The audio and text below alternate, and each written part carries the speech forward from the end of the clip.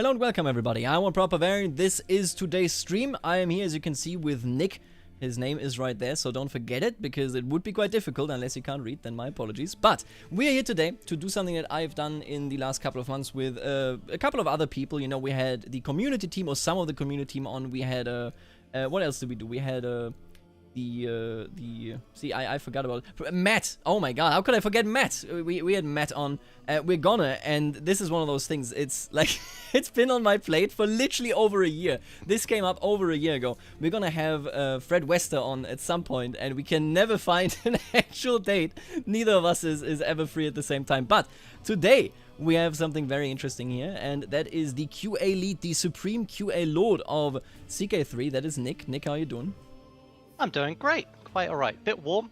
It's relatively hot by Stockholm standards, which of course means it's completely unbearable because all the Swedes build their houses to keep heat in, and that means all of the heat is kept in. So you are in the heat. I actually have rain outside, so I have extremely good weather in terms of the heat.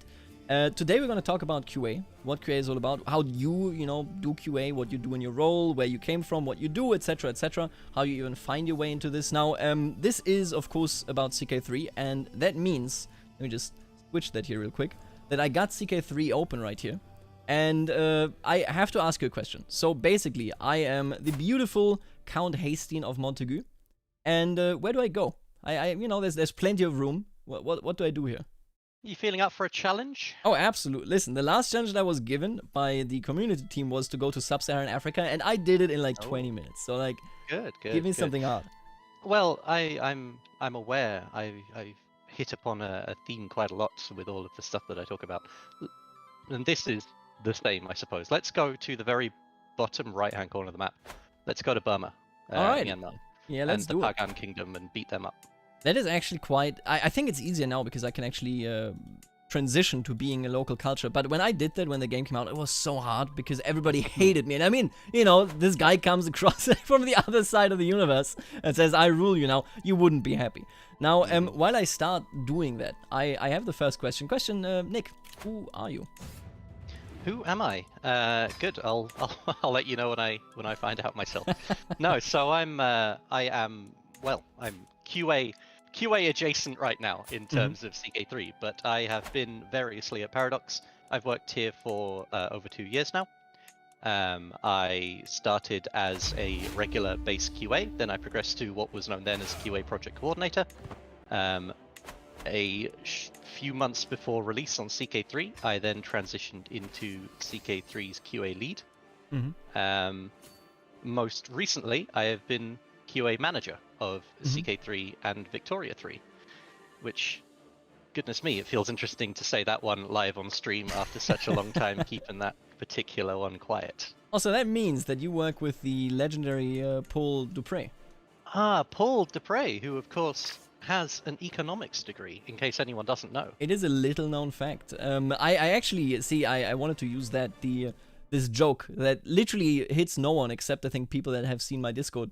But I wanted to entry that as a segue for a different question, but we're going to get to that in a second. So interesting. Currently you are involved with CK3 and with Victoria 3. You say adjacent. I assume that like when it comes to the actual QA work, you currently don't do anything. You basically just say, hey, what other people have to do for their work.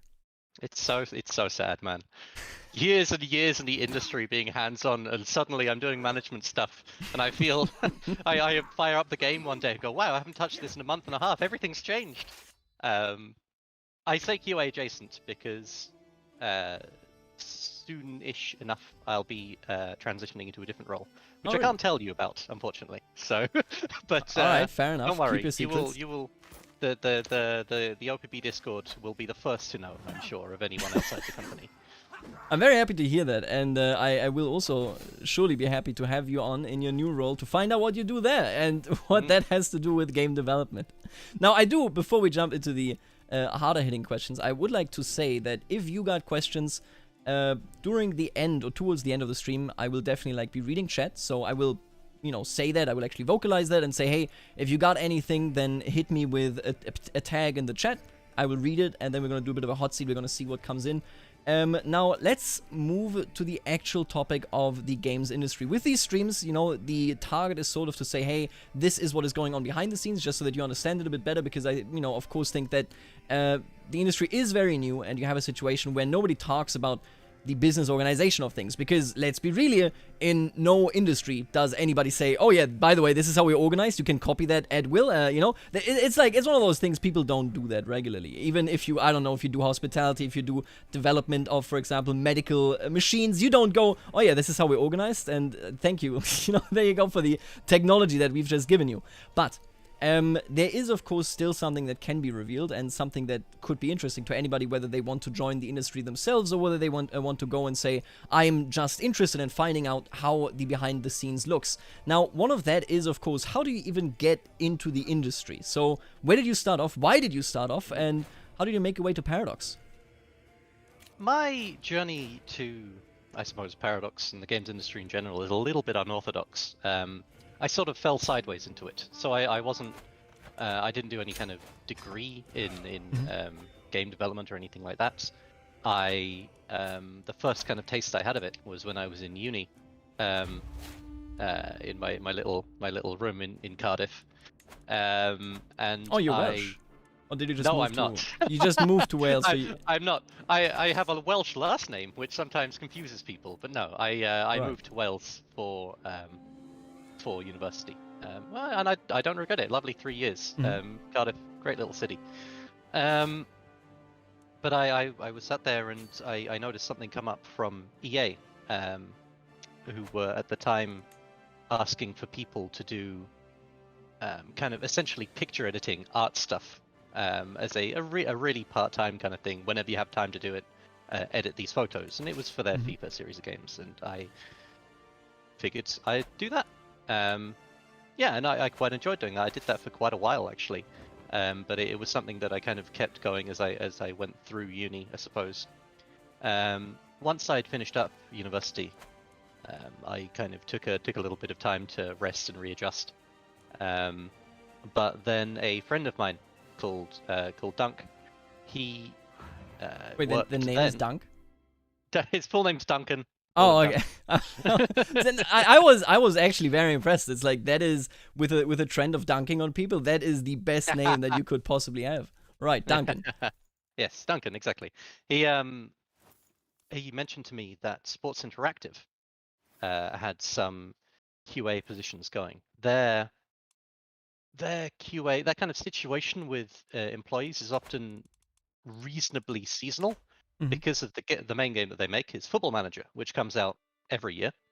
For anyone who doesn't know, Football Manager is like the Paradox games of sport titles, right? It's crazy. It's like a giant spreadsheet. It's crazy in depth. It basically catalogs every player in the world. You know, it's absolutely ludicrous, ludicrously deep. And I've been playing that since I was a kid. So he mentioned, look, they're looking for some temporary QA. Would you be interested? And I said, sure. And yeah, interviewed there, got a job. Secret between you, me, the chat, and all the people watching, I wasn't very good at it when I started. I think it was a case of, I don't know, I didn't take it particularly seriously, I think. And from what I've seen in the industry from then and until now, I think that's a weirdly common thing in a way. Lots of people get into the industry and it's such an achievement that they kind of go, oh, this is amazing. They just kind of spend their time taking the piss a little bit. But can't believe I've gotten this job. Right. No, exactly, right. Can't believe I've gotten this job. If I've got this job, then wow, what else can I get away with, kind of thing. And I was a little bit of that. But you know, you live and you learn, right? Yeah. Eventually I moved on to Sega. And now Sega were looking for pretty much anyone to be doing QA work, but I had prior QA experience, which of course got me a foot in the door there. And Sega was where I really properly cut my teeth, I think. It's where I knuckled down and became the QA tester I am today, I suppose. It was very handy for me that the game that they were working on at the time, because Sega own or work with a lot of other companies, chief amongst them being actually Sports Interactive is one of them, Amplitude, Relic Entertainment, but the real big one, Creative Assembly, who of course make Total War. And Total War is, apologies to all of my wonderful colleagues at Paradox, Total War is my first love. I've been playing it since I was a kid. My brother used to play it, and I got into playing it by watching him. And you know, since I was an absolute kid, I've been loving Total War. So that really helped me out when they needed people to work on Total War Warhammer 1. And I came into that relatively late. So you worked on that? Yeah, I worked on that. I worked on Total War Warhammer 2. I did some work on Dawn of War 3. I also worked on Thrones of Britannia. I was technically the senior QA there, so leading to an extent Sega side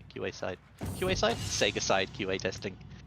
And the last project I worked on there was Three Kingdoms as well.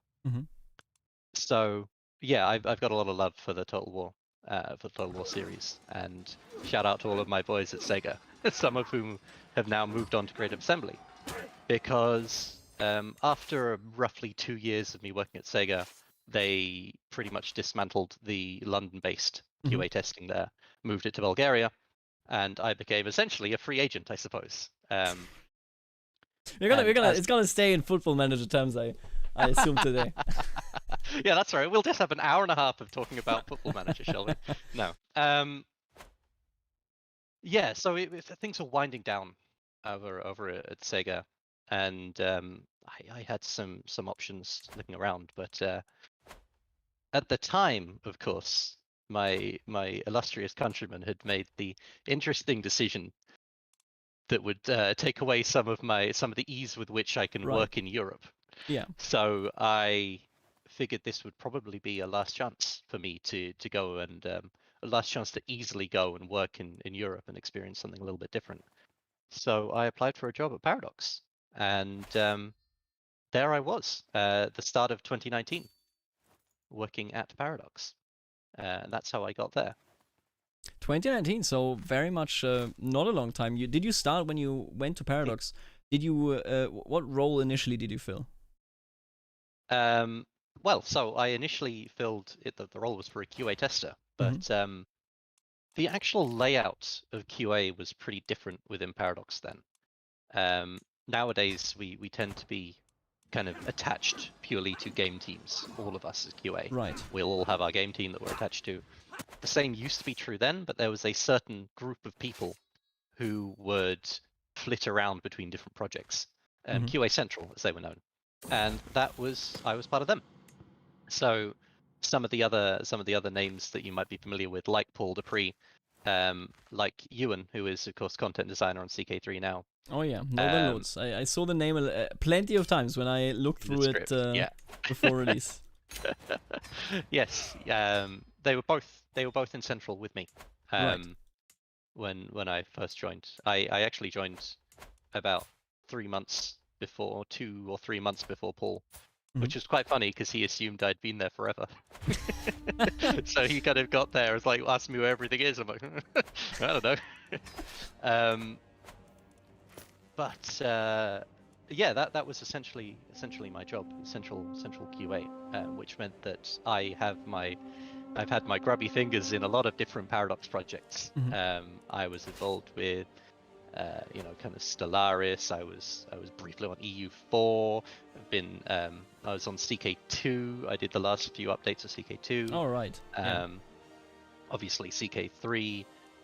Hearts of Iron I was on for a little bit of time. It was basically we exist to fill gaps in a bit of a way, and work almost like a bit of an internal auditing kind of system, to a degree, which was interesting. I really enjoyed... by the auditing system, may I just ask, like, what exactly do you mean? Is it more that you go and say, is there, when you have to come in, for example, from this pool, that means that other games don't have a big enough pool of QA, or does it mean the actual work that QA does themselves, or where does that come from?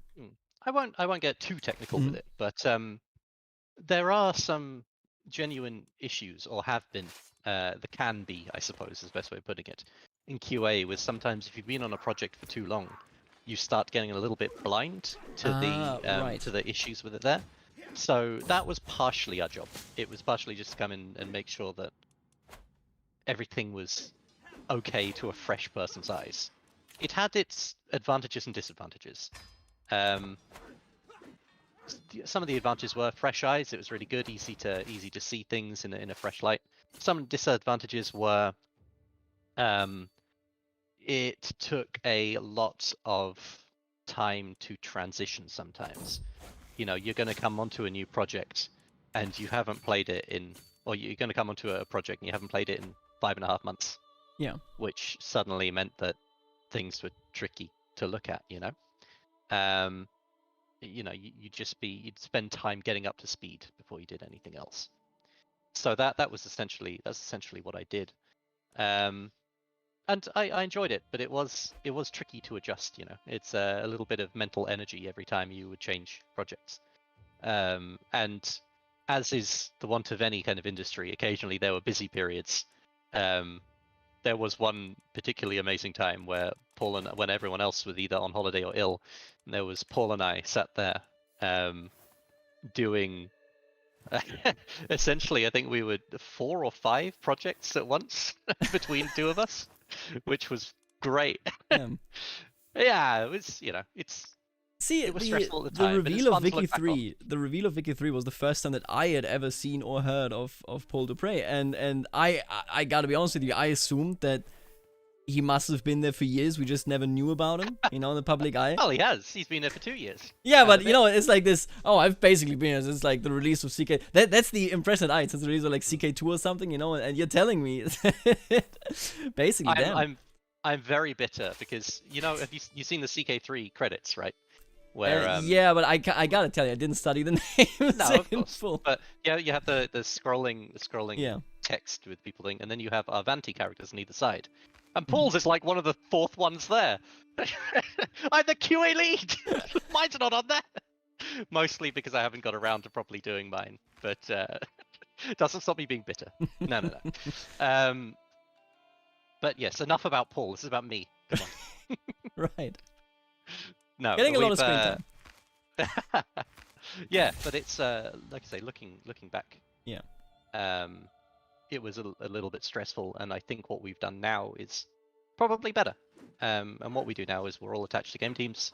People got subsumed in, and central QA is no more. We just have game teams. We have more thorough internal auditing standards and that ilk. So yeah, I've had a few different roles because I started as a QA tester, went to project coordinator, went to lead, and recently I've been a kind of interim manager, pretty much. Interim mostly because I kind of had a discipline switch on the horizon, so I was like, well, we don't want this to be permanent. Which has been a bit of a change of pace, I think, for me.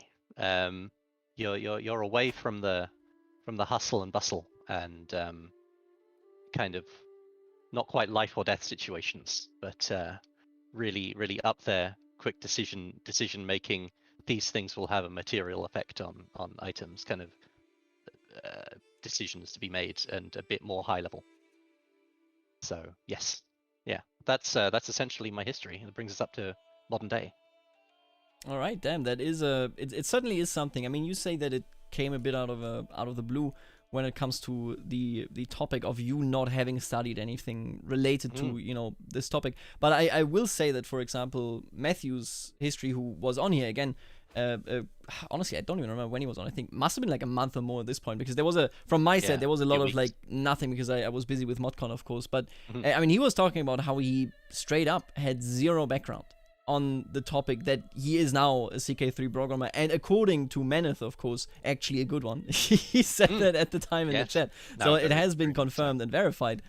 But it's definitely one of those things where it seems to be much more common than in many other industries. Of course, it hasn't really been formalized yet as an industry. There's a lot of stuff that is still to be considered, and where it comes from and where it goes, and the hierarchies are being remixed. I mean, in Paradox's case, you arrived at Paradox, I suppose, a bit late in that sense, that Paradox isn't just in this new industry, but they also actually are coming from, hey, we are really a small company, to we are not really a small company. And that alone is such a hierarchy remix that needs to occur.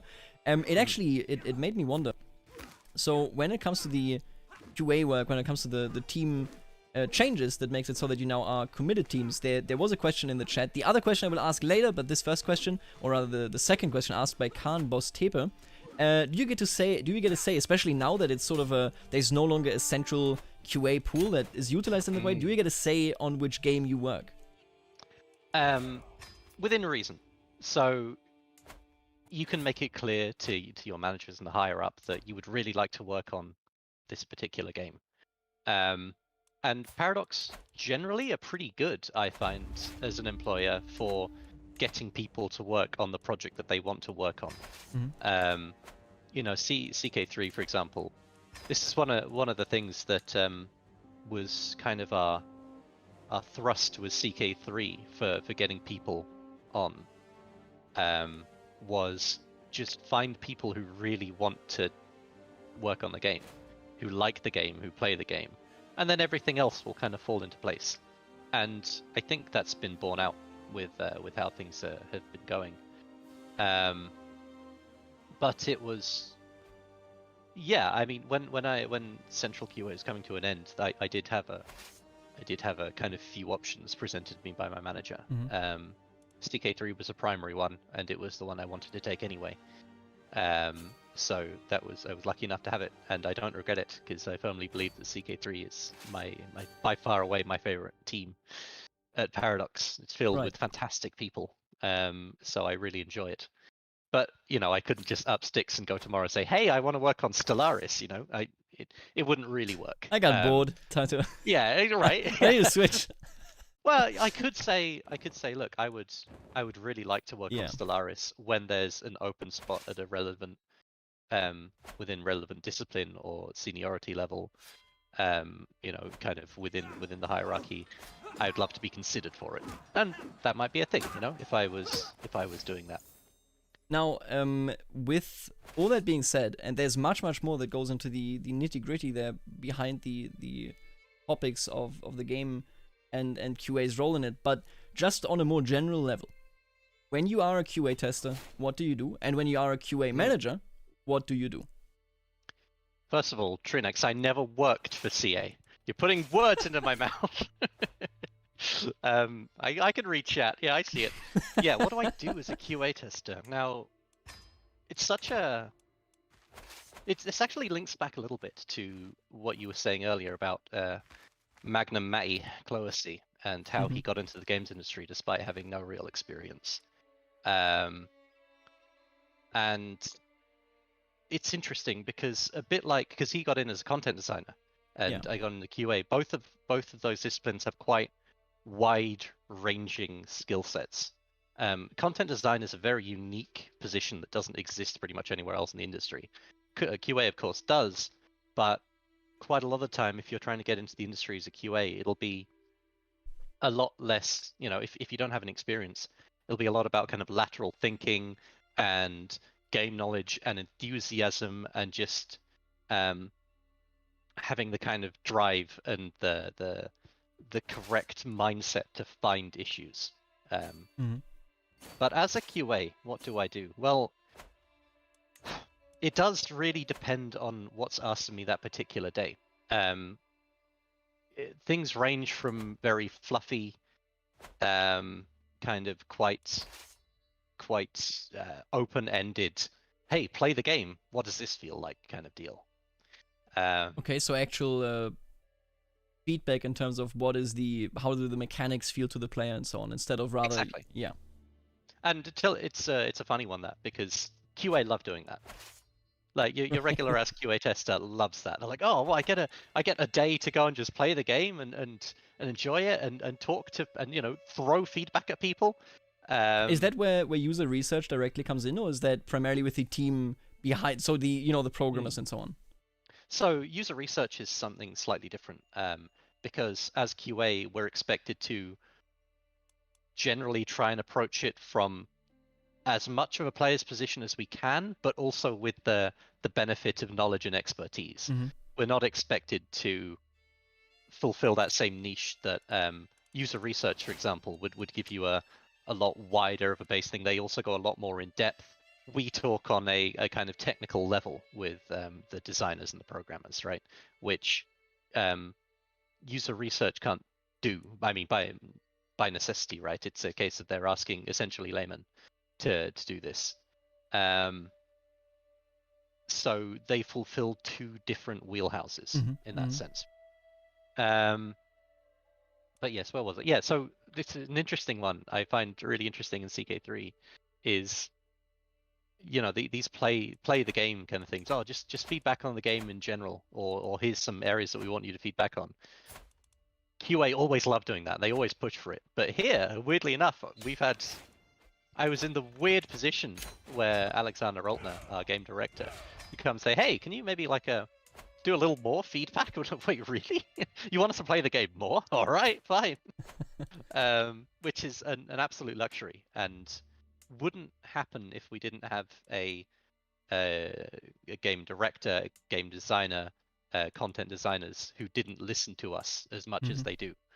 And it's an absolute luxury and something that I know is not necessarily replicated all across the industry. So yeah, we'll have days where we have that, right? It's just us looking at the game as a whole, or maybe looking at a new feature and assessing how it works in kind of in conjunction with other areas of the game, other pre-existing features. Then we have, I suppose, more rote day-to-day stuff will be testing features as they come in, right? So, you know, there'll be a new feature. Let's for the purposes of this, let's say it's the create a new faith system in CK3, right?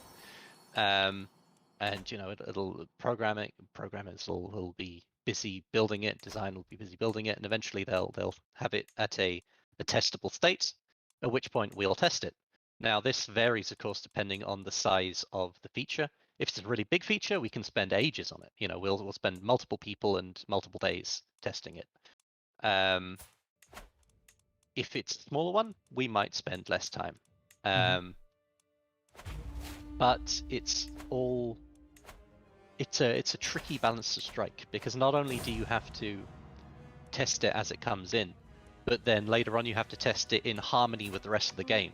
You need to make sure that things don't just work in isolation, they work as part of a game. And there's been times in the past where we've had to go, look, this works in a vacuum, but it doesn't work as part of this bigger system. So things have to be drastically changed, or you know, tweaked a lot in order to make sure they feel right for the game. And though that's your more day-to-day thing, right? So when we're developing new features for the game, a DLC, a free patch, whatever, it'll be lots of day-to-day bits and pieces. It'll just be like, right, we've got this feature, let's test it. We've got this feature, and you know, we'll test the feature, send it back. They'll adjust things based on our feedback, send it back, and it's a back and forth essentially. As we go later on through polishing phases, making sure that it's as good as it possibly can be. Aside from that, we also have I suppose we have a lot of different kind of areas, I suppose, that we get involved with, just because our quality assurance as a job title is quite wide ranging. It means that we can theoretically really have an input on anything. And Paradox is very good generally at getting or very least CK3 is very good at getting everyone to weigh in on bits and pieces. You know, like an artist might ask for feedback, and you won't just get other artists weighing in on it. You'll get programmers and you'll get content designers talking it over. And QA are very much involved in that. We try and have an opinion on as many things as we possibly can, which means that we spend quite a lot of time doing just kind of like, I suppose, rote base level.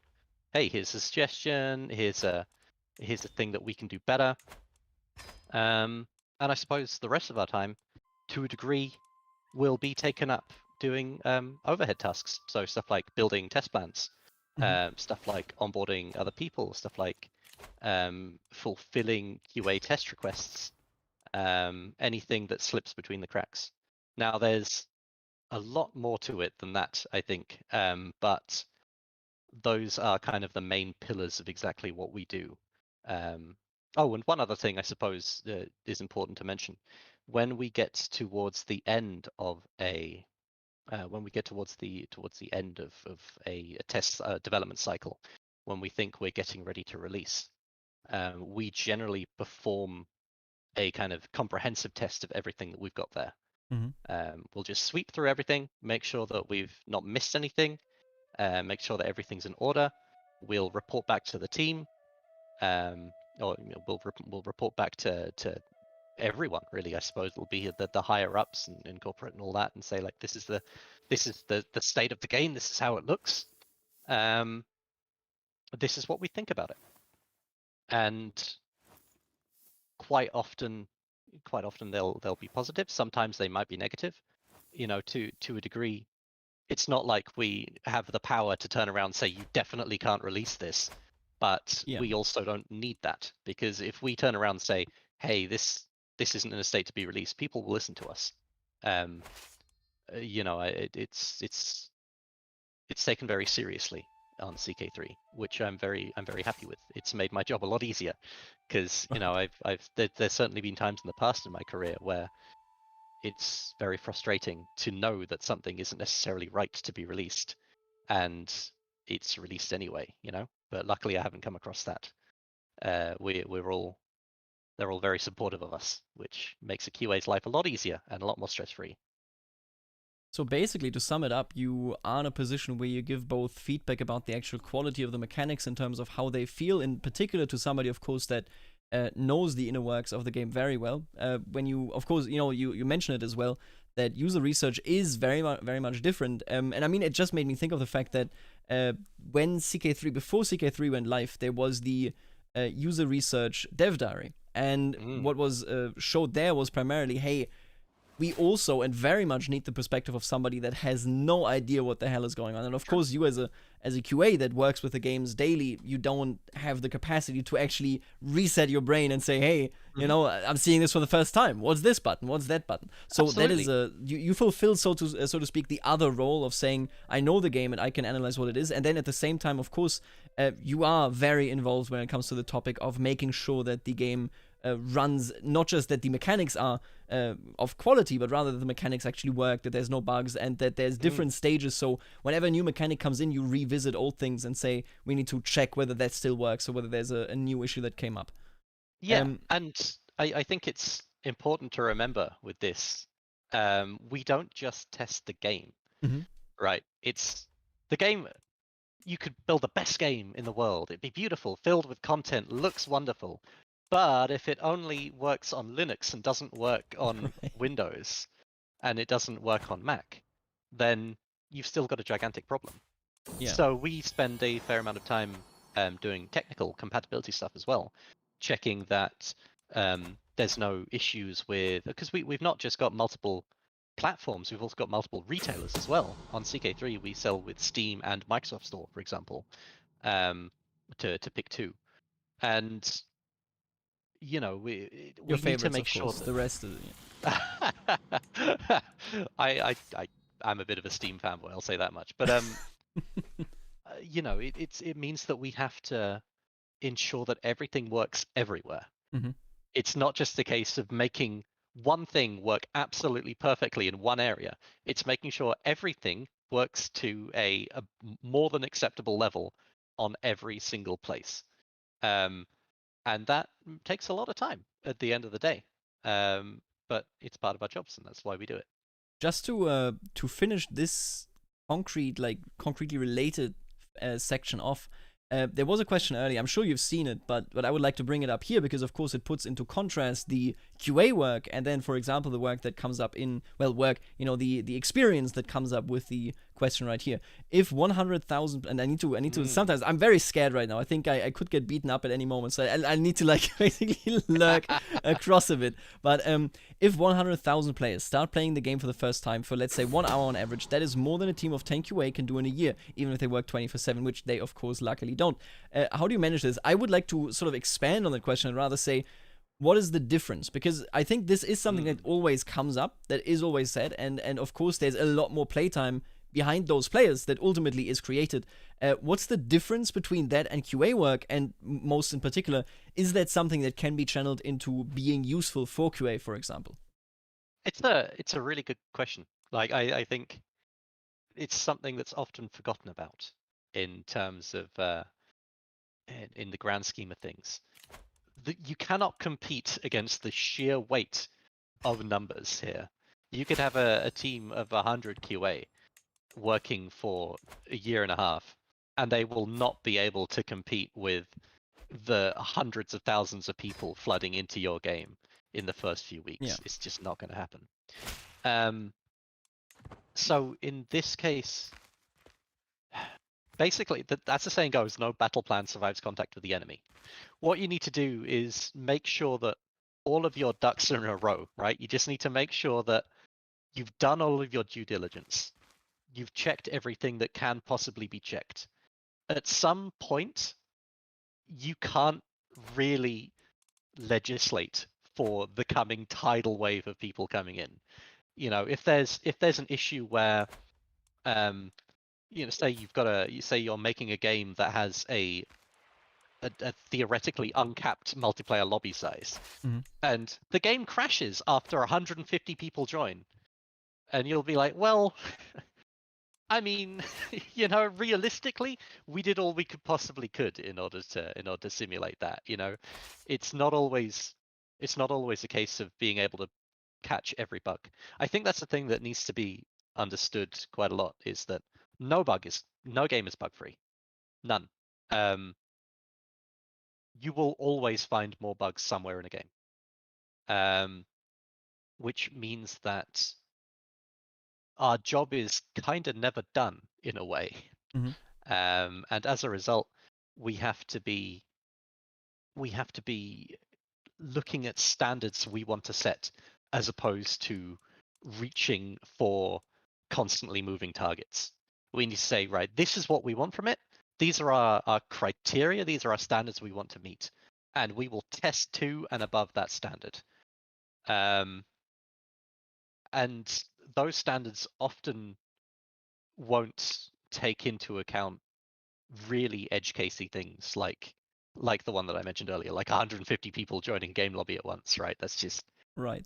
It's not worth our time. I did that actually in really quick anecdote. I blame no one because it actually works, but I did that in CK2 actually. We did those huge games and we didn't know where the limit was. And when we asked, people were like, I don't know, I think it's limitless, right? Because, yeah, and then we found out that if you have 75 players, the lobby is going to reject anybody else that's trying to join. So, there you go. 75. I will say, CK2 ran insanely stable once we had people in the running lobby. Once it seriously, it was crazy. We had 75, random world, nomads only, everybody one county, and it worked like a charm. It was beautiful. But we encountered basically this situation where it's like, why would you test that at the end of the day? But there we were, yeah.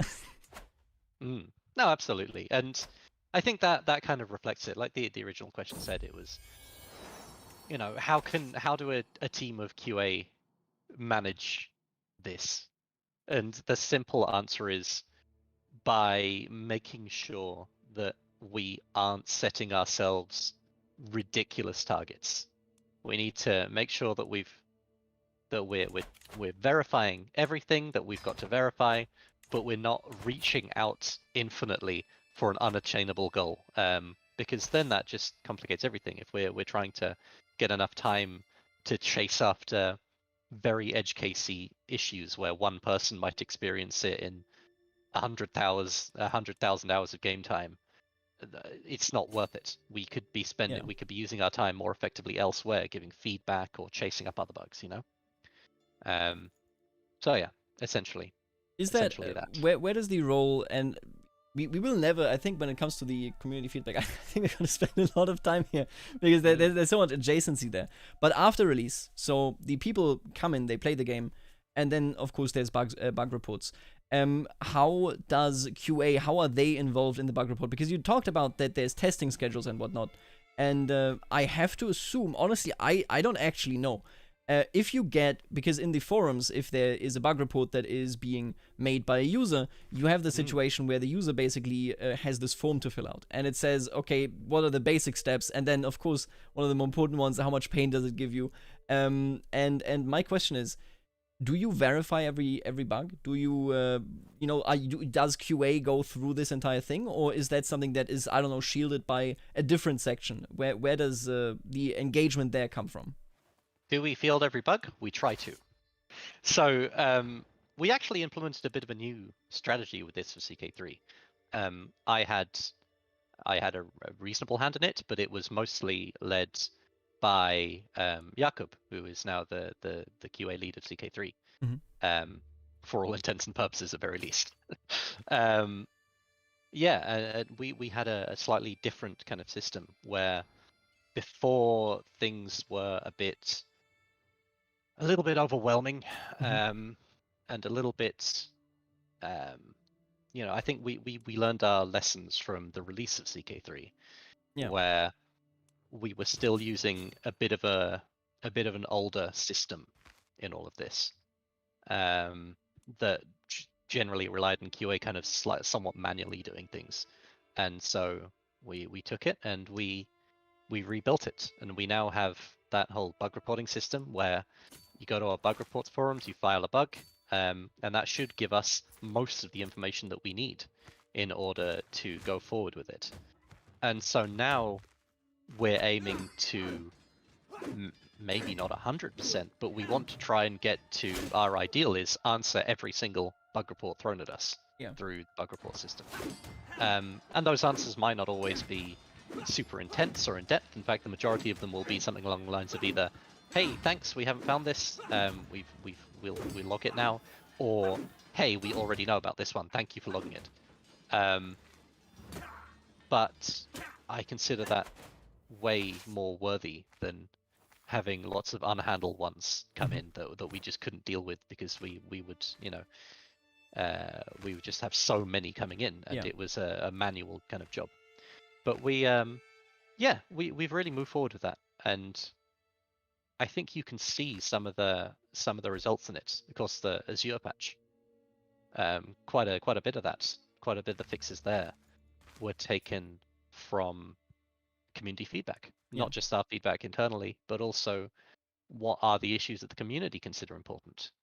And so quite a few of the fixes there were taken directly from what our fans were saying, which I think is a really effective and useful way of spending our time, really.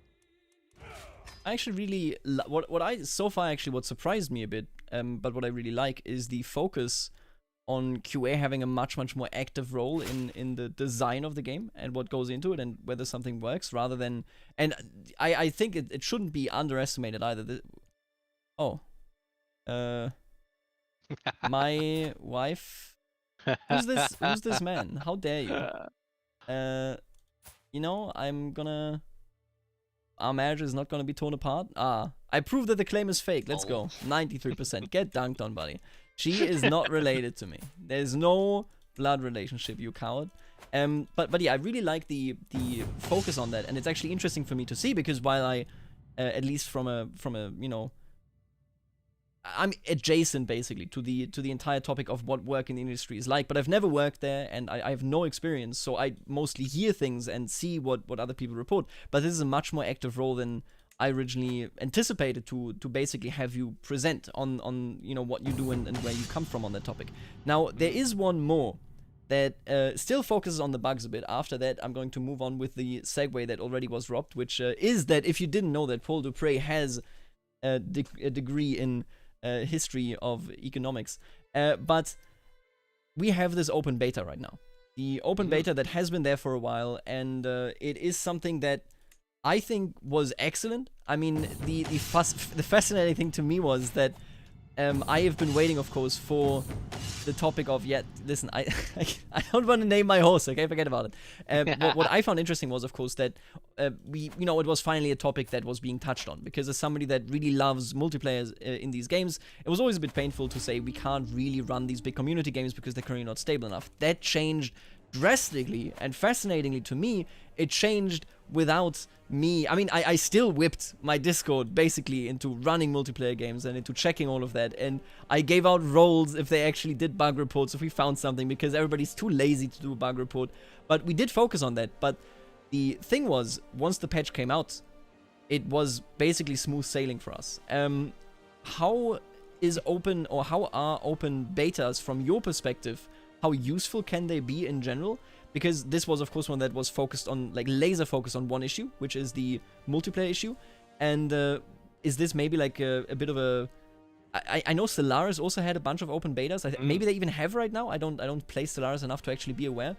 But is that something that, will get touched on more frequently? Or is this one of those things that this was because it worked well for multiplayer, having more people play it and report in?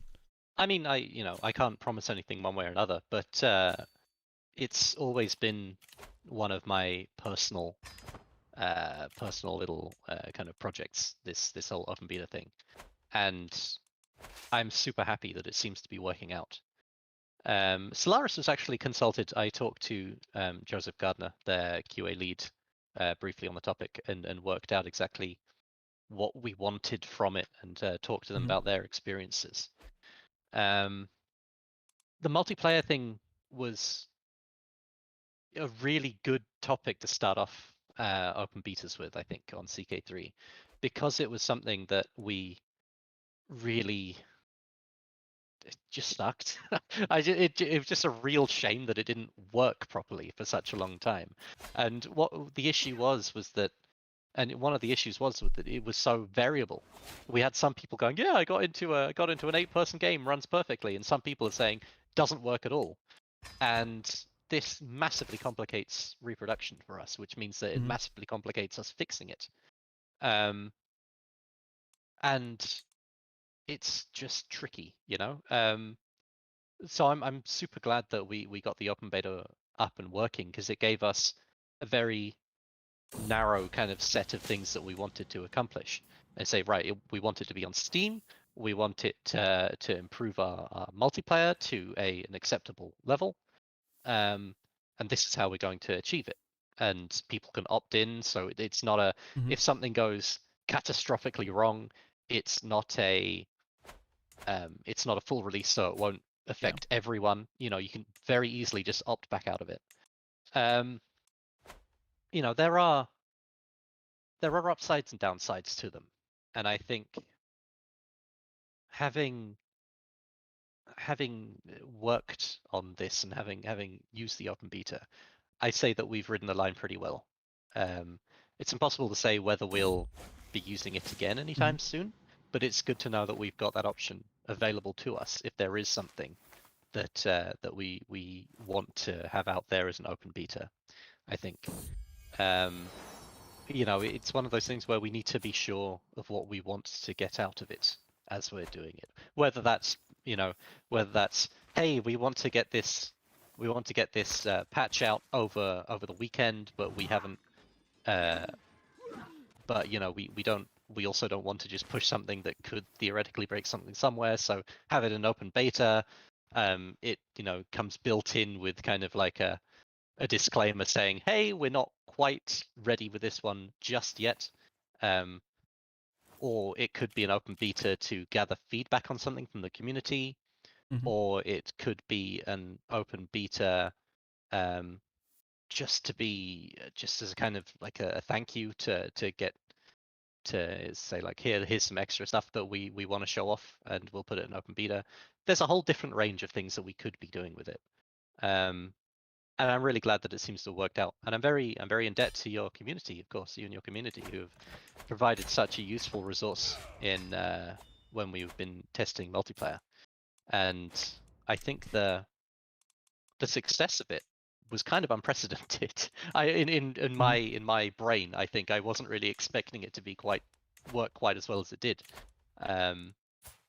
But it's things improve as we go along, and I think having more options for stuff like this is always a good thing. So having more available ways to get content and updates out there is always good. So I'm glad that it worked out. It definitely was something that surprised me. I mean, first of all, no matter how it would have performed, I was just very happy that, of course, multiplayer was being approached very actively now. But yeah, we tried so hard, and we found a couple of crashes, but with the scale and with the amount of people, different machines, and where they are both in the world, but also we tried like with a couple of mods, and what we found was that there's just some mods that screw it up, but it's not the game all of a sudden freaking out. But I was very surprised by how high the quality of the actual starting result there was. Now, that was, yet again, and it still went both ways, but that was a bit more again on the bug issue side. Now, what is interesting to me, because this is a role that I'm not sure is filled by QA in every sector of the video game industry, but as we enter Victoria 3's age, there is, of course, as the monolith of CK3, for example, as well. I mean, I hear that he's listed quite on the top, basically, of the QA staff with a vanity character there. Paul Dupre exists, and Paul Dupre, at least from the way it comes across, we can't look into the company ourselves unless we actually work there, seems to have some larger degree than would generally be, I think, assumed by the public when it comes to the actual vision of Victoria 3. Now, how common is that both in the broader industry, if you have any insight in that, but also on Paradox? You already talked a bit on it, but I think it's a really interesting angle for me to explore, that QA basically has apparently a much larger degree of actual influence on the mechanics than I assume many others. I hope it wasn't just me assumed in terms of what the actual input can be. So, this is highly variable across the industry. And even, I'm sure, within Paradox, although I can't speak with any degree of certainty on that because I've never been a QA lead on anything other than CK3. Victoria 3 is, of course, our kind of sister project in that we're both within Paradox Studio Red, which is our kind of internal division. But Victoria 3 and CK3 are both under that umbrella, so we share a lot of workings in a lot of regards. But I think it was interesting. It's interesting to see, really, because you can't force. You need to start off with a compliant game director. Let's put it that way. No, but you need, if you have a game director or a game designer or a design team in general that is open to the idea of QA weighing in a meaningful way, then instantly that opens up a lot of different avenues.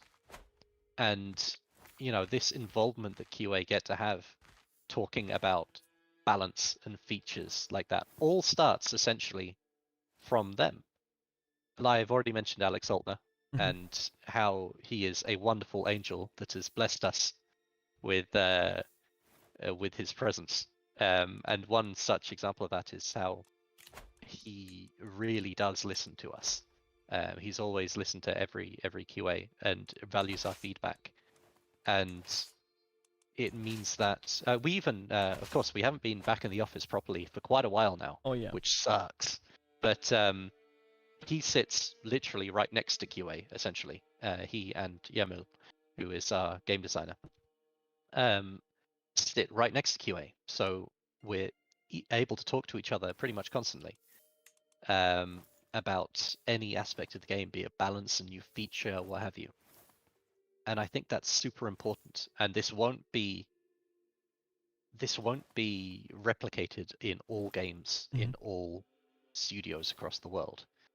I've certainly worked in places before that a QA's role is a lot more narrow, and it'll be like, hey, give us feedback on this, and you'll feedback to them, and they might read it. It's a different thing in CK3, where if someone is asking you for feedback on a thing, that's because they want to know your expert opinion on it, and they will talk to you about it. They'll read anything you have to say, they'll clarify with you, and they'll adjust. And I think that's a two-way thing, of course. It starts with them being open to listening to QA and involving us. But if we weren't good at our jobs, it also would break down pretty quickly. If we started giving bogus advice, or we didn't know what we were talking about, it's a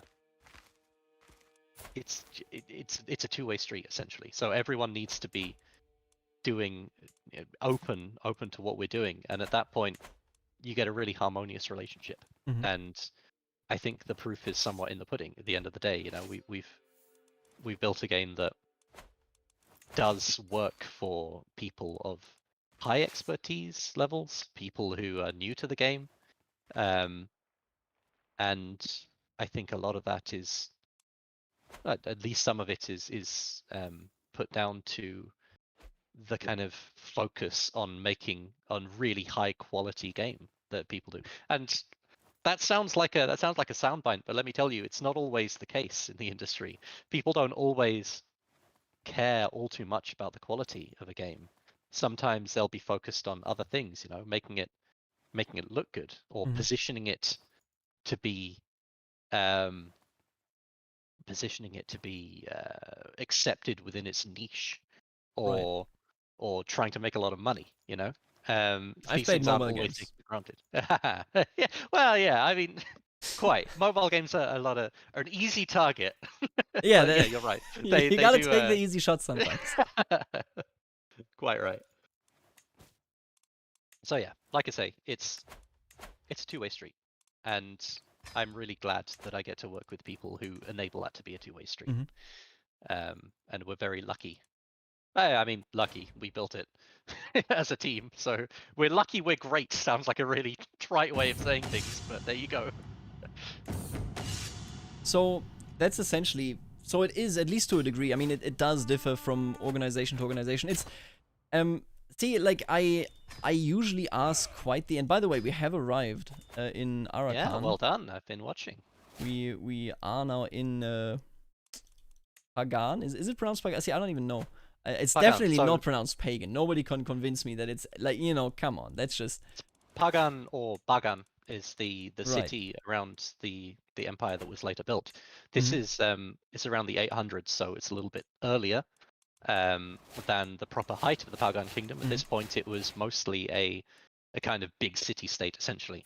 But later on, around our 1066 start date, is when Anoyatha takes the throne, or part way into Anayatha's reign, and he really unites the entire Irrawaddy Delta, takes over the Piu city-states who used to be there, and the Mon settlements in Taton, and builds up a big industrial, well, I suppose farming base really in Upper Burma, near Bagan, and towards kind of like just north of Umaven. Sorry, this is one of my subjects. Did you do design work? Yeah, I was about to ask. Did you do design work on Bagan, or where does that come from? Have I? Not yet. Oh, okay. Yeah, I'm sure. No. That's actually another thing that's really cool about working Paradox, is people will, if you have an area of expertise, people will listen to you all the time about it. But no, this is an area of expertise for me because I'm my mum was born in Burma. Oh, right. So I'm Anglo-Burmese, and my grandfather on my mum's side used to know a fair amount about Burmese history, so I kind of picked it up from him. And I just remembered bits and pieces, and then started looking it up. So there's some history and data work to be done on Burma. Right. I mean, part of it is that when we're translating over from CK3, CK2 had a lot of inbuilt stuff we could use, right? That wasn't the case for Burma. Because that wasn't part of the map. So we had a lot. It's a lot more difficult for somebody, and it's not like you've got many experts in Burmese stuff laying around. It's a tricky thing to find. But we're lucky enough to have a content design lead, Henrik Lomanda, who is incredibly knowledgeable about especially South Asian stuff. In India especially, he knows an unfathomable amount about. So he's always a fun person to talk to about stuff like this. How much do you know about dinosaurs? Have you ever How much do I know about dinosaurs? have you ever heard? Your segues are crap. No, see, this is not even a segue. This is more when you say that people listen to you. I had to think about lunch talks given by various Paradox employees, I'm sure, about the topic of dinosaurs. Oh Lord. But to get on track, so there's a lot of really interesting. I usually am not the surprised person when I do these interviews, but I'm really thankful for you coming on with a lot of very interesting stuff to say about the role of QA, in particular, of course, in Paradox or at Paradox. Now, let me see here. Right, we've heard a lot about what QA work looks like, and what the different roles look like. For example, what your initial role looked like and what your current role looks like. If you were to go back, say you go to Cardiff and you take a look at, you know, the young, bright-eyed Nick who says, I would like to work in the games industry right now, maybe half-ass it for a couple of years, but then I'm gonna go into it. A couple of years? Calm down. A few months. A few months, sure, fair enough. What would you tell yourself? And then as an additional question there, since the things, of course, have changed. I mean, you know, the industry is becoming a bit more formalized. There's still a lot of people coming in from the side that weren't really like doing any degrees because, you know, there's still not that many degrees lying around that could be done on the topic of game development. What would you advise people when it comes to both QA and the games industry in general? And yourself, of course. Again, what would you tell yourself? This question comes up every now and then, generally framed as a kind of like, how do you get into the games industry kind of question. I think this is somewhat adjacent to it. It's a really tricky question to answer. The games industry can be a pretty unfun place to work if you're not careful. The demand for certain roles, QA amongst them, QA is especially prone to this. The demand can be absolutely dwarfed by supply. Everyone wants to get into the games industry and work on games, and they're all starry-eyed, and it can result in a lot of bad stuff, you know, bad actors from companies, you know. Luckily, Paradox isn't like that. You know, for example, we never do any crunch. I have never had to do any crunch at Paradox. And you know, Swedish law has it that we don't, you know, culturally as a company, we don't have any kind of like equivalent of 0 hours contracts here or anything like that. But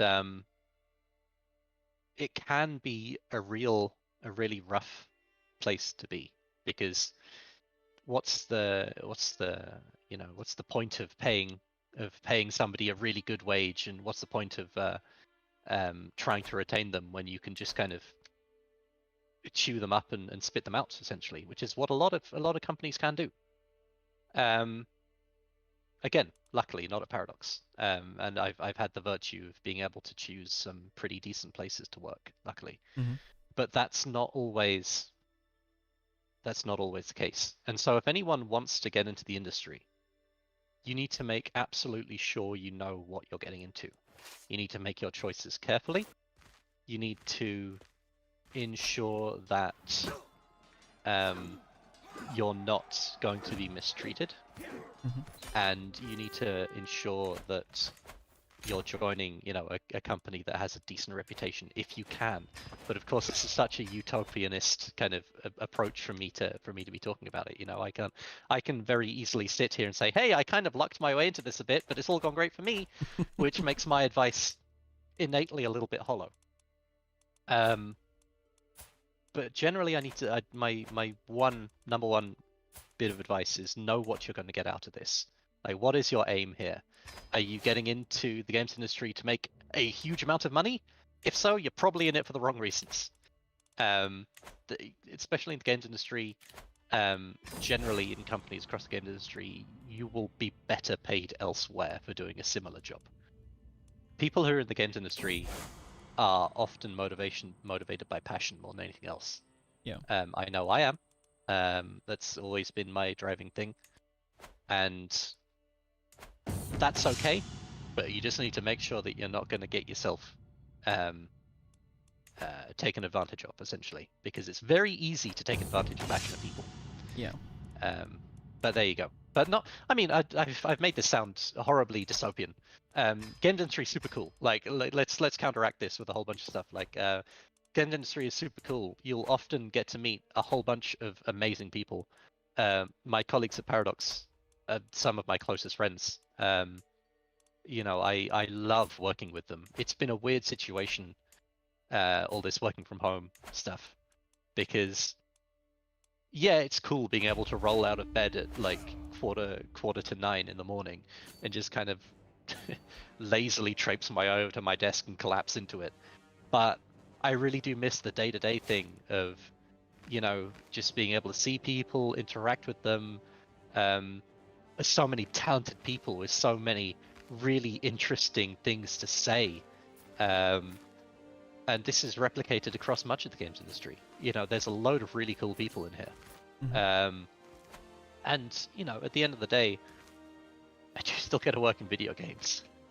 You know, it's you can wake up and go, hey, this is amazing. I'm working on, in my case, I'm working on CK3. I'm working on CK3. CK2 was one of my favorite games ever. I get to work on the sequel, which is even better. Yes, it is. And you know, it's all really dependent on what you want to get out of it.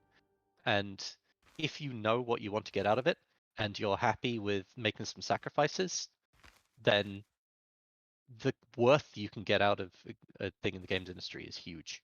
You know, it's really, really rewarding. And my job is, I'm aware that I'm one of the lucky few people able to be in this industry. So I very much count my blessings for that.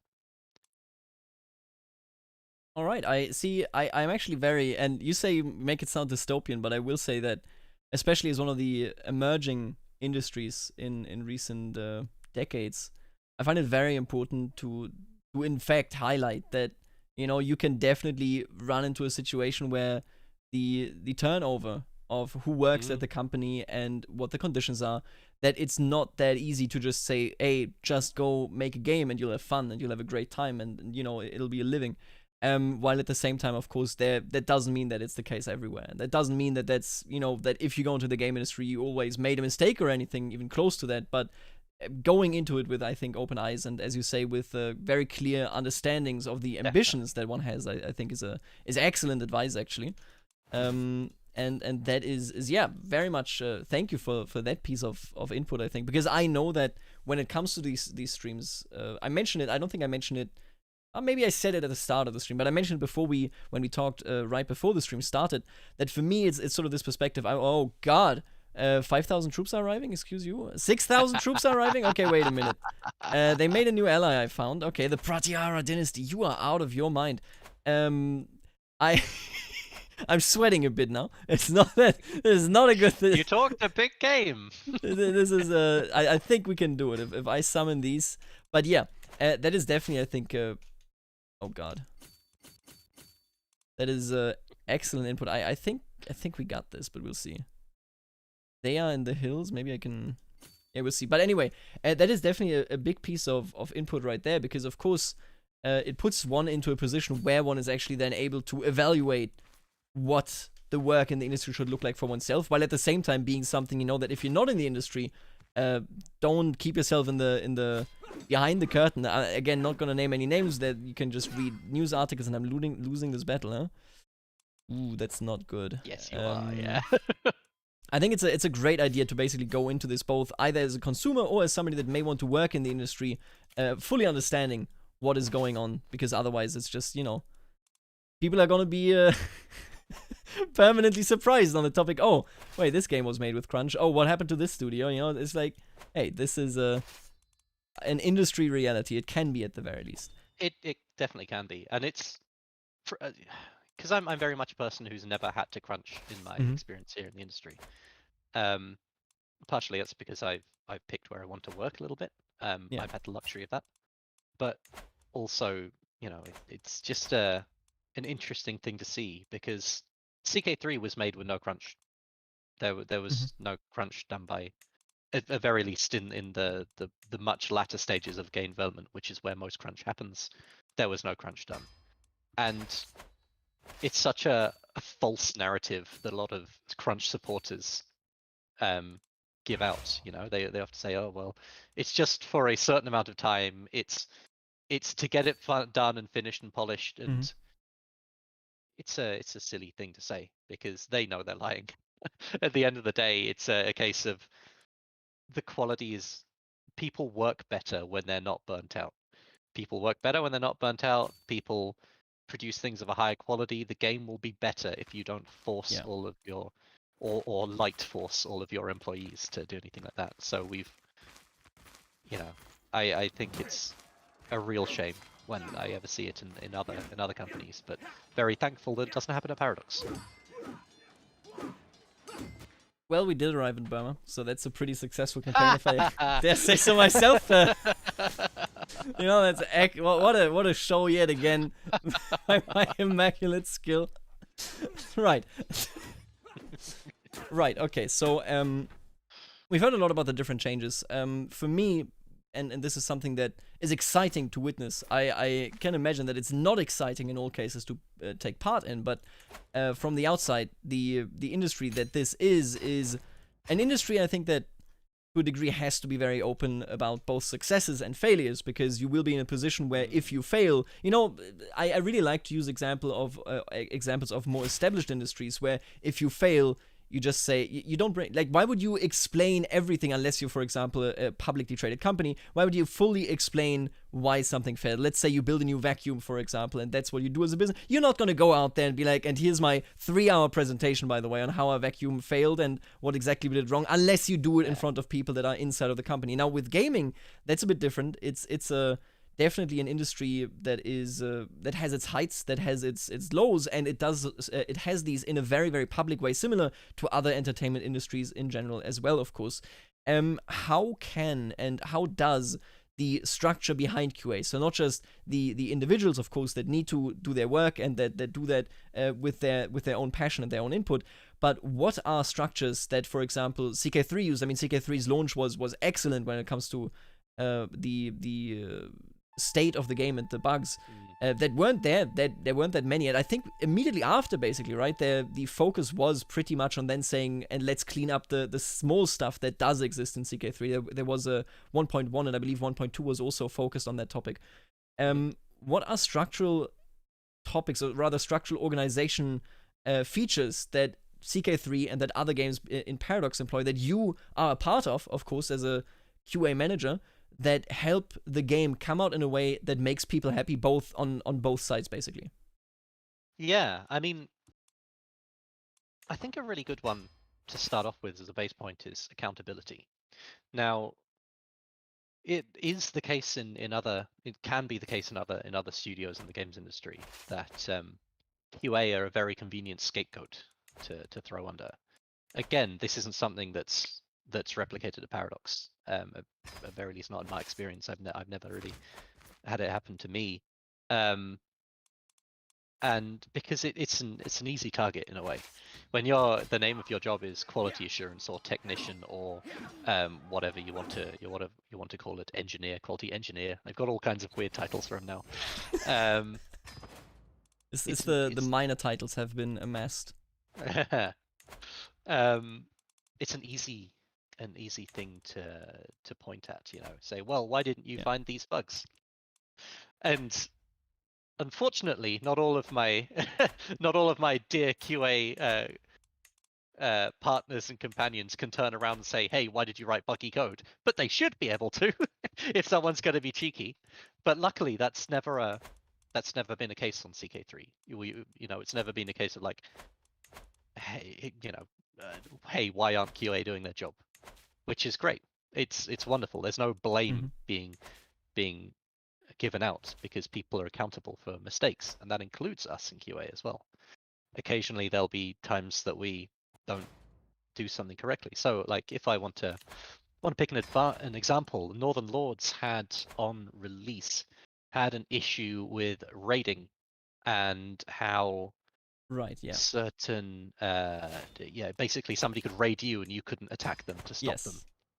Yes. Which kind of developed into a bit of a flagship issue. I think internally QA we probably had it a little bit at a wrong kind of level of priority.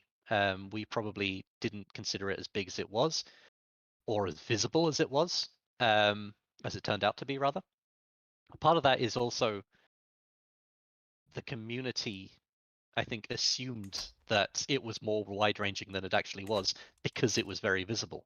Yeah. But that's not saying that doesn't matter at the end of the day, right? If people know it's there and it can be exploited and it's a game affecting issue to that degree, then it's, we should have had that one prioritized higher and we should have fixed it. And we did. We had a whole fix out to fix it. But that's an example, right? And then we've got to step up and go, yeah, we should have prioritized that better.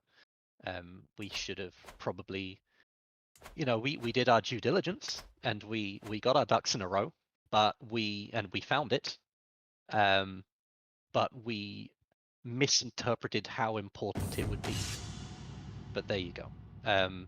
These things do happen, and it's important to keep that in mind. We can't go around deciding that the entire world is the world is falling in, everything's awful, and we need to change everything. If it's something that's happening a lot systematically, then that's an issue. Mm-hmm. If you occasionally get something floating through that you look at and you reassess and you post-mortem and you go, right, that's an issue that we let through, let's make sure we put some processes in place to stop it, which we have. We changed our processes a little bit in order to help that along. Then we need to just keep everything in perspective, And I think that's, again, it's another situation where I've got the luxury of saying that, because I work in a team that's very conducive to that. Blame isn't appointed. It's we work together as a team to fix things. And also I've been in this industry for 7 years now, roughly, maybe 8, depending on how you look at it. The average amount of time, the average games industry career is 3 years. Oh my god! Wow. Wait, is that? Wait, do you have? Are this statistics? I don't have a source for you, I'm afraid, but Jesus it may be changed now. But that was what it was. 3 years. Yeah. Now, a little bit of that is it's a bit like medieval mortality rates, right? They are the average death age in the medieval era was 43 or something like that, and that's not because people died at 43. It's because their child mortality was so high, right? And then once you survive past that, you could live in your 70s. Same kind of deal here. Once you're past a certain amount of time in the industry, generally you'll have the ability to stick around in it should you want to. It's just some people, like we went over earlier, and some people in some companies burn out really quickly, and they just kind of shovel people in and out of it, which drags the average down. But in respect to what I was saying, the fact that I've got all these years of experience means that I'm able to be quite calm about it. One of the advantages of this is that I've seen a lot, and I've seen releases go wrong, very wrong, and I've seen releases go very, very right. And so it's easy for me with all these years of experience to pick out where things are going wrong, where things are going right, just instinctually, which is a benefit that not everyone has. Yeah. So I can't always use the just calm down kind of thing with people, because you need to explain to people why they need to calm down, because it can often seem, it can suck, man. It really can suck because people care so much about these games, and to see people, see fans sometimes just rip into them can really affect people. I'm not immune. So when we were in the run up to CK3's release, and the kind of embargo on information dropped on reviews, and we we were all sat there in a little video meeting, and Jesse, our wonderful one of our people who kind of deals with these, was reading them off, and they were going like 93 from thing, and 10 out of 10 from 9 out of 10. Everyone else was kind of being very happy, and then there's me in the corner just kind of hyperventilating, going, "Oh my god, they like our game." I was yeah, I was in a bit of a state, I think, in the work up to release, because this is the first time I'd ever been a QA lead, and so I thought the game was good. Everyone was saying the game was good. Right. People were reassuring me the game was good, but there was a part of my brain that's going, "Oh my god, what if they hate it?" Which luckily didn't come to pass. And now stands as, you know, one of my things I'm most proud of is to release CK3. Probably the thing I am most proud of, in fact, in my entire career. But yeah, it's terrifying. For me. Some people might just be super cool about it, you know. But certainly for me. It's creative work, right? There's always the chance that you actually had it wrong the entire time and you made the biggest pile of garbage that has ever been seen. But yeah, not the case here. I actually, what I really found interesting was that, and don't watch the stream right now, okay? But what we made a strong kingdom. I think it's time for me to just leave this war behind. Baby. But what I found actually interesting is that the solution that you proposed when it comes to the topic of failure in the industry and how to deal with it, both on the public level, with the on a personal level, how to interact with it, but also on an organizational level, you basically, from what I was hearing there, weren't saying, you know, there's this very special relationship with the company and with the industry itself, but what I actually primarily were advertising was, you need to have good classic team management and team integration and processes that evaluate how the team worked and how it went. And at the end of the day, of course, that is applicable to every industry, right? In no industry you should ever go, "Oh, and by the way, this was the fault of QA." I saw it in chat, as you know, listen, it's possible in every industry to have bad management, and by that I don't mean necessarily the managers, but rather the processes that are attached to management itself. Of course, it's all intertwined, but that's an interesting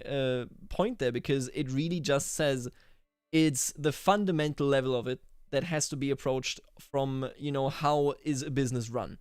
And in this case, you know, if there's a mistake, like with Northern Lords, then that is approached by sitting down and saying, how can we fix this? How was this? How did this happen this way? You know, you say yourself, for example, that could have been given a higher priority.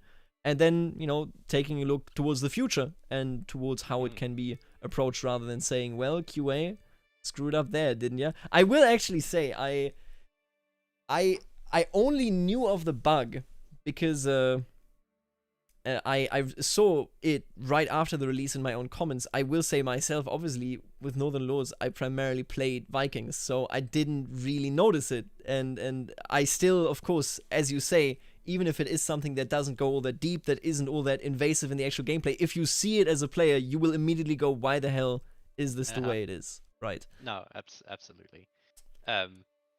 Visible issues are the bad ones, right?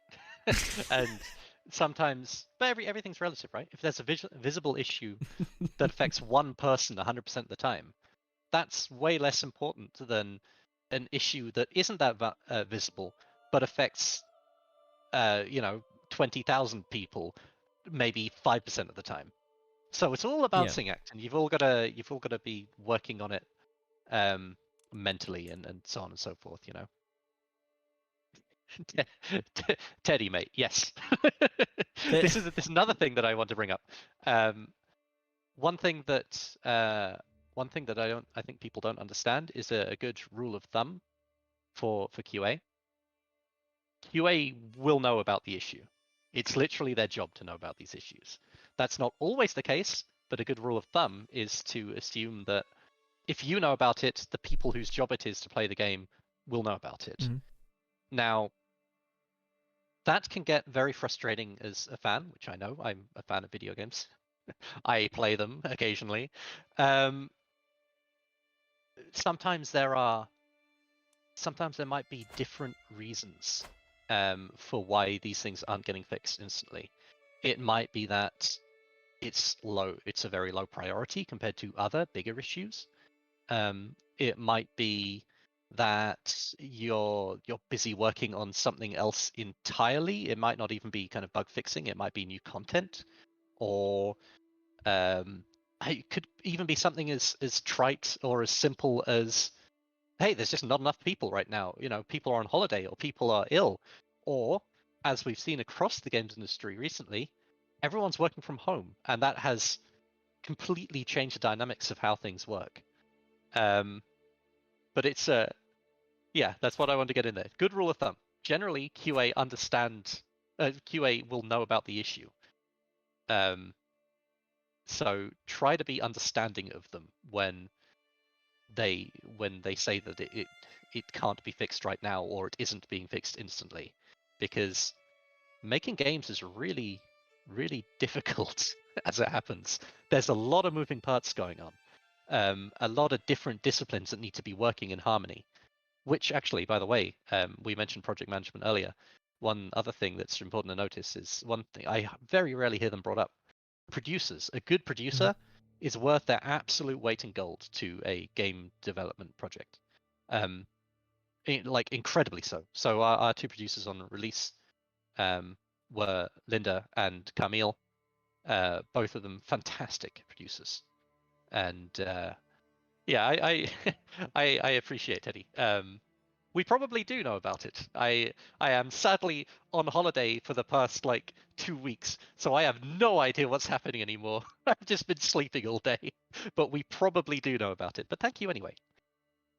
That's from the life of a QA lead, QA Supreme Lord. Basically, if you don't get to work, then you just sleep it out.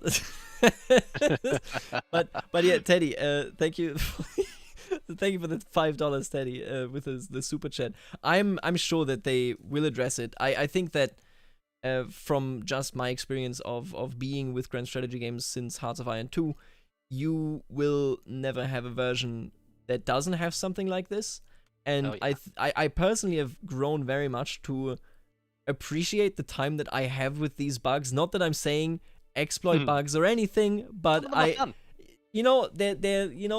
just most recently, of course, somebody brought to my attention a little bug about being educated by somebody else and that resulting in their land becoming yours, which is now fixed. It was actually so it was actually so fast, and I didn't even talk to Paradox. I was told about it. That person immediately submitted a bug report, and then a week later, when I got to actually like doing a video about it, as like, look at this joke, like there you go, kind of funny, right?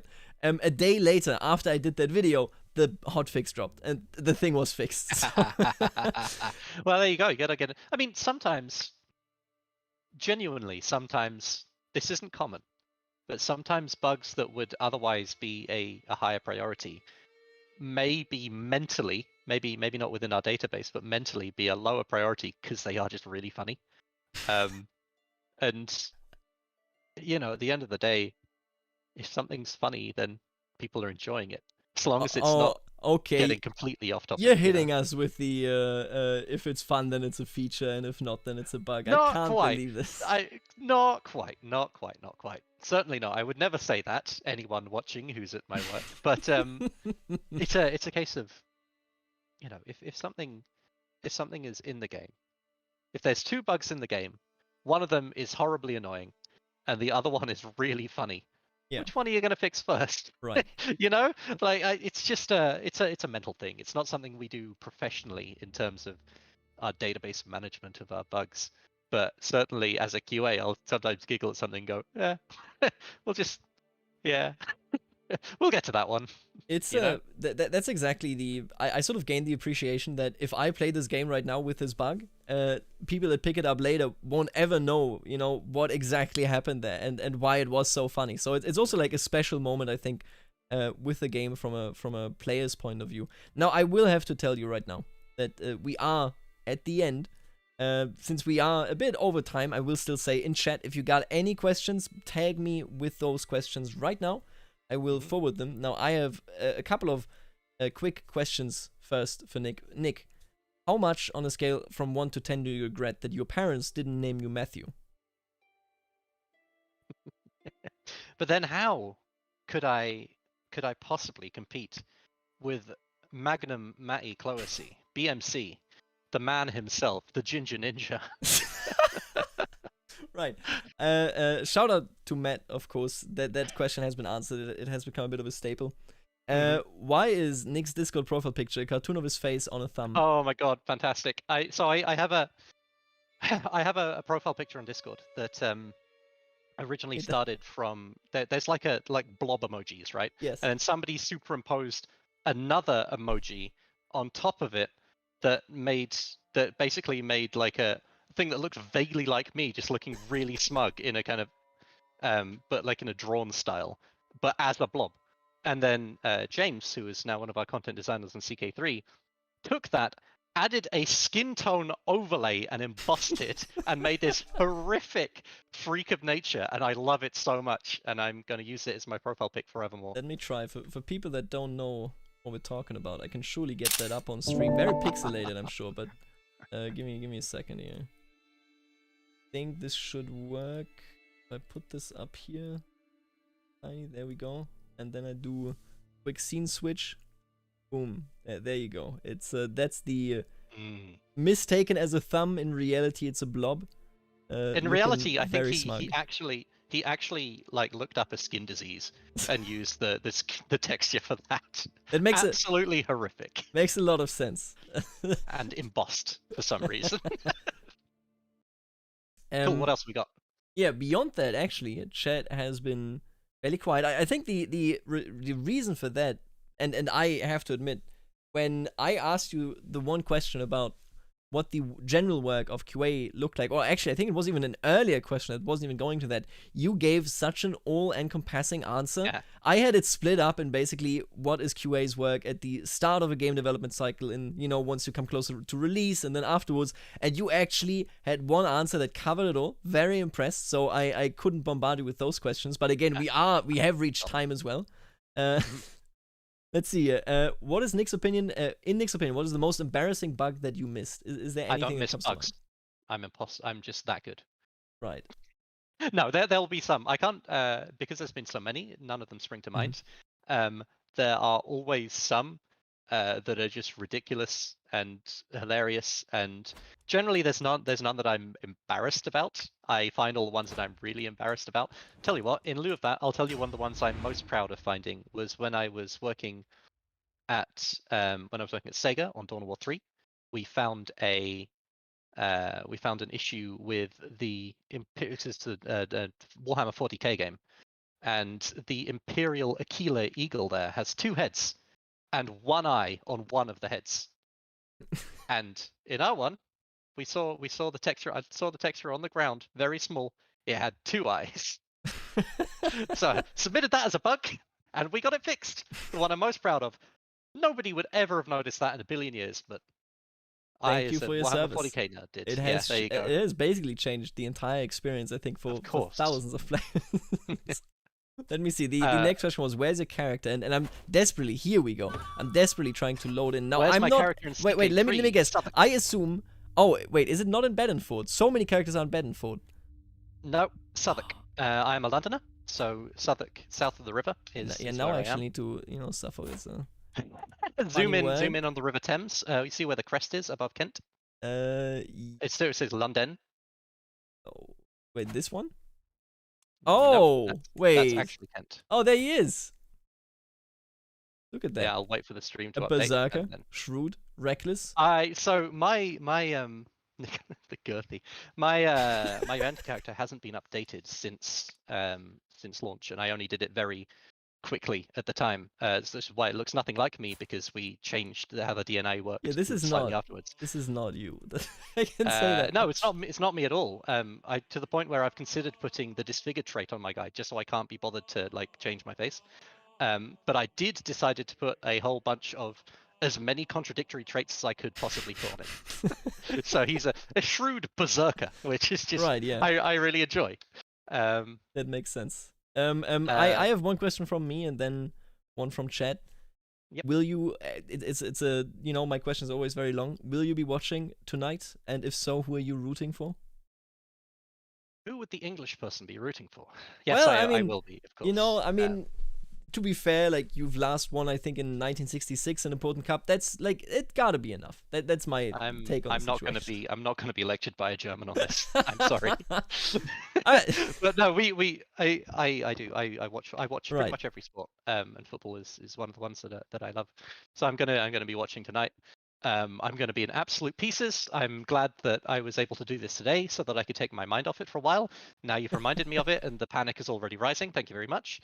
On the other hand, I'm kind of sad that I'm not going to be back home in London to witness it, because I'm sure the city right now is probably on fire, but in a really fun way, you know. I can only imagine. I saw some clips from friends from England, in particular from Manchester, for example, and there was a lot of screaming, rightfully so, of course. I mean, that's how it goes.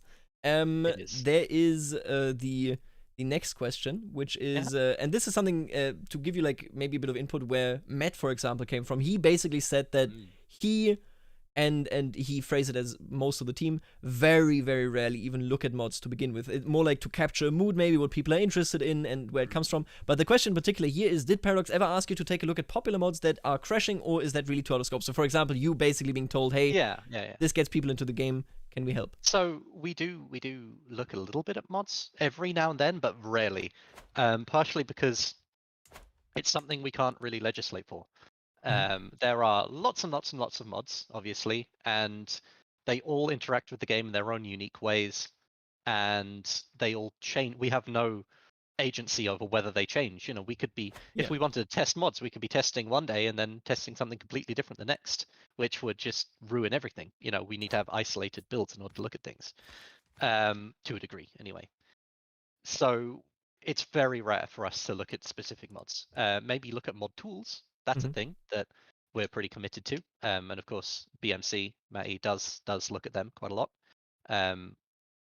But it's not something we in QA can do too much, unfortunately. Matthew is also very active in the mod co-op, for example. Very engaged, although sometimes, of course, the mod co-op is like, how could you fix dummy mail? Which nobody understands. I still want to say nobody gets that. Not even I really get it. They stored something, variables, listen, I don't know what's going on, okay? But it's fixed. The modders can't use it anymore. There's other things now. But Matthew engages a lot with that, for example. So there's definitely, of course, some sort of relationship. I mean, that's why you make those tools. During ModCon, for example, Matt the Lego Man, who did a bunch of maps and assets actually, like for various mods. He did I don't know whether you like saw that, but the Majapahit mod that was made live during ModCon, he did those 3D. That stuff is crazy to me, and it was very exciting to see him do the mapping process, because with the tool, it just seems so easy. I'm not saying it's easy at all, but when I think of the older days where you go pixel by pixel, etc., that's quite a different level that has been implemented there to support mods for sure.